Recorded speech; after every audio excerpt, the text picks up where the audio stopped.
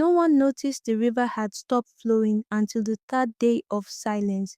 At first, they blamed the sun. It had been unforgiving that week, scorching the land like a punishment. But when the women gathered at the river bank with their clay pots and found nothing but cracked earth and the skeleton of a fish twitching in dry mud, panic spread like smoke through the village of Idu. Old men sat under the baobab tree, murmuring. The chief summoned the rain priest. Chickens were sacrificed, kola nuts cracked, but the skies remained blank and the river stayed dry. Then the whispers began. It started the night Ife was born. Someone said quietly, as if the trees could overhear. That night, the midwife changed. The villagers remembered it well. The stars had vanished that night. Thunder had rumbled with no rain. A child was born. But the midwife, Mama Hoje, did not ululate in joy, as tradition demanded. She had stared at the newborn, eyes wide, then wrapped the child tightly and refused to speak for the rest of the night. People thought it was grief. After all, the baby's mother had died during childbirth. But something far deeper, far older, had rooted itself in Mama Oje's silence. And now, years later, the earth was cracking. Children were disappearing from their beds without a sound, and the villagers could no longer pretend. The curse had awakened. Mama Oje had once been the most trusted midwife in all of Idu, with hands that soothed screaming mothers and a voice that calmed even the wildest of births. She had delivered over 100 babies. Elders called her the keeper of beginnings. But since that night 12 years ago, she had become a shadow of herself. Her compound was now overgrown. Children were warned never to go near. She's cursed, the mothers said. Something followed her home that night.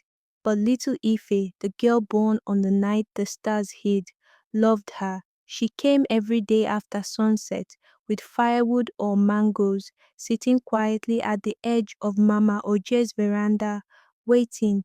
You should not come here, child, the old woman would rasp without looking at her. But I'm not afraid, Efe would whisper, and it was true. Efe was different. Her eyes were too sharp for a child, her dreams too vivid. She could hear the wind's sorrow and speak to animals like they were friends.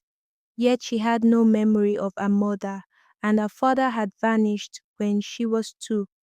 People called her Nwamiri, the daughter of the river. They said the river took her parents and marked her. Efe only knew one thing. She wanted to know the truth of who she was, and she was sure Mama Oje was hiding it. Why don't you ever tell me about the night I was born? She asked one evening. Mama Oje froze. Her hands trembled. For the first time in years, a tear rolled down her cheek. Because some truth, she said, cut deeper than any knife. The day after Efe asked about her birth, another child disappeared. Timmy, the potter's son, had gone to fetch firewood with his brothers. He never came back. They searched the forest, called his name till their throats cracked, but all they found was his carved slingshot dangling from a tree branch and footprints that led to the edge of the river, where no water remained. The village mourned again, a third child in 6 months. The elders gathered at the shrine. This is no longer misfortune, said Elder Namdi, his voice heavy. This is vengeance. The spirits are angry, whispered the rain priest. Something was stolen from them. Mama Oje heard it all from her compound. That night, Efe returned again. Mama, she said softly, was the curse my fault? The midwife turned her back. Go home. But Efe did not move. I see him, Mama, in my dreams, a boy with yellow eyes. He calls me to the river. The old woman whirled around, horrified. You see him? Ife nodded slowly. He says, the truth is rotting in someone's mouth. Mama Oe sat down hard, her bones aching more than usual. The curse is not your fault, child, she whispered. It is mine. 12 years ago, Mama Oje had entered the bathing hut alone. The mother, Amaka was screaming, caught between life and death. Thunder cracked above them, the oil lamp flickered, and when the baby finally came, she wasn't crying. Mama Oye lifted the child and gasped.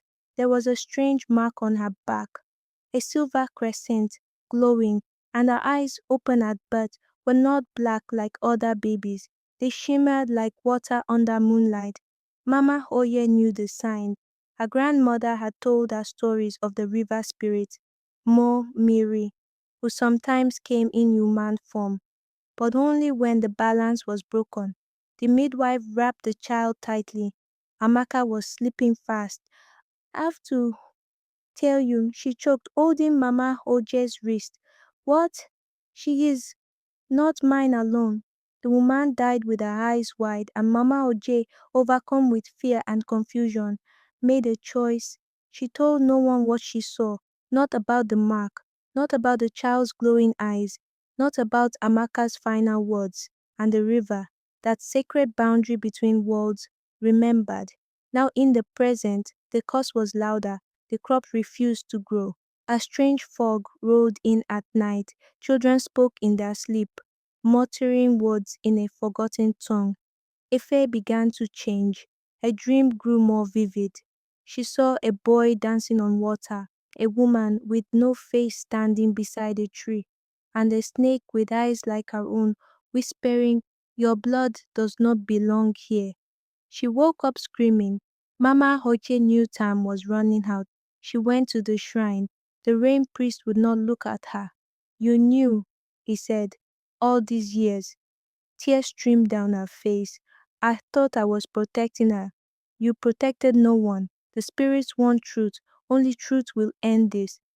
That night the fog came again, but this time it spoke, and it called Ife's name.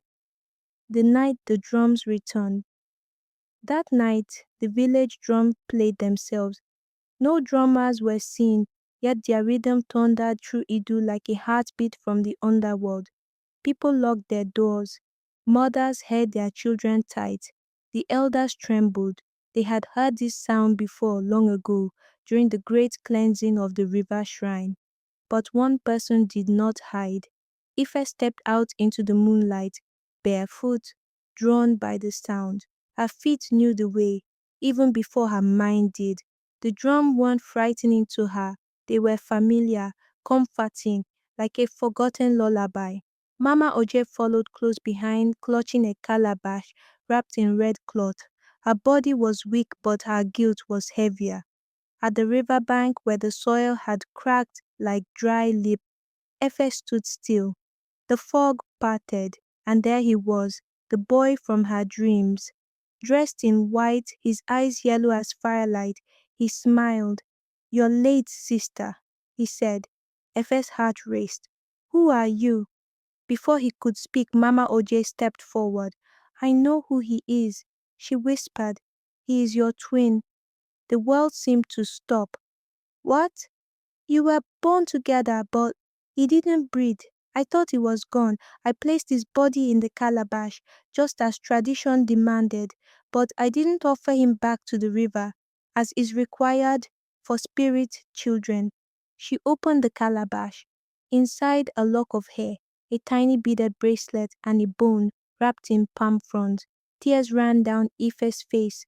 "You stole his peace," the boy said softly. "I was afraid," Mama Oje confessed, "afraid they would call her cursed, afraid they would kill her. But by keeping the truth hidden, I trapped him between worlds." The ground trembled beneath them. Lightning cracked the sky, yet no rain followed. The boy's eyes turned white. The fog circled Efe and Mama Oje like coiling snakes. From the shadows, what voices chanted, not in Yoruba, not in Igbo, but in an ancient tongue that stirred the soul. "He must be returned," the voices said. "Balance must be restored." "But how?" Ife cried, trembling. The boy reached out. "I need her to carry me home. Only her blood can open the gate." Mama Oje fell to her knees. "No, no more children will suffer because of my fear." But Ifa stepped forward, calm now, her body strangely glowing in the moonlight. If I must walk between two worlds to end this course, I will. She took the calabash, opened it fully, and pressed it to her chest. A wind exploded outward. The dried riverbed cracked open like a mouth, swallowing the fog, the drums, the cries, and the boy was gone. Silence, then a rumble deep beneath the earth. Water gushed from the crack, filling the riverbed in seconds. The river had returned. When the villagers woke, the sky had changed. It smelled of wet earth and peace. Birds sang again.